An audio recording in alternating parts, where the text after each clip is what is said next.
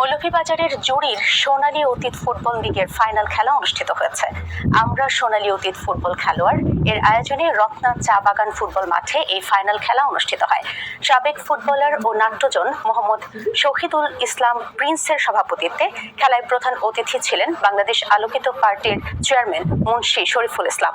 এতে বক্তব্য রাখেন সাবেক footballer Haji Mohammad Shafiq Uddin, UP chairman হাজী আব্দুল কাইয়ুম, মৌলভীবাজার জেলা দলের সাবেক খেলোয়াড় মোহাম্মদ আমির উদ্দিন, বড়লেখা উপজেলা খেলোয়াড় কল্যাণ সমিতির সভাপতি মোহাম্মদ আব্দুর রহমান সহ অন্যরা।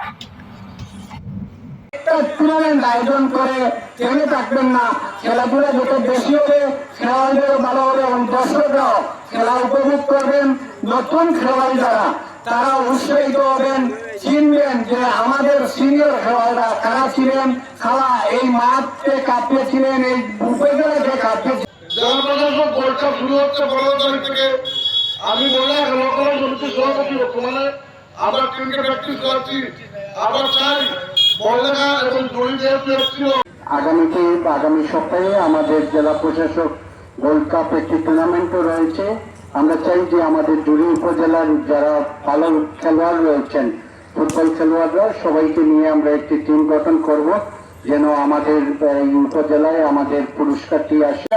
খুব সুন্দরই করছো, কারণ আমাদের সেই সেমিনার নাই, সেমিনার না থাকলে ফুটবল খেলা হয় না। আর এই যে শুক্রবারের একটা খেলা, ওই 7 ভার্সেস 7, 6 ভার্সেস 7, 5 ভার্সেস 5, এই খেলাটাই আমাদের ফুটবলটাকে নষ্ট করে দিয়েছে। কারণ ওই খেলায় অনেক দ্রবিত পারে সুতমার এর মধ্যে এখানে আমার পক্ষ থেকে সম্পূর্ণ সার্বিক আর্থিক সহযোগিতা থাকবে ইনশাল্লাহ।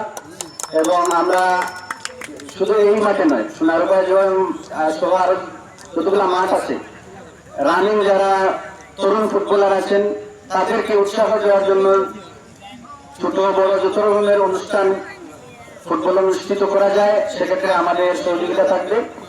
আজকের এই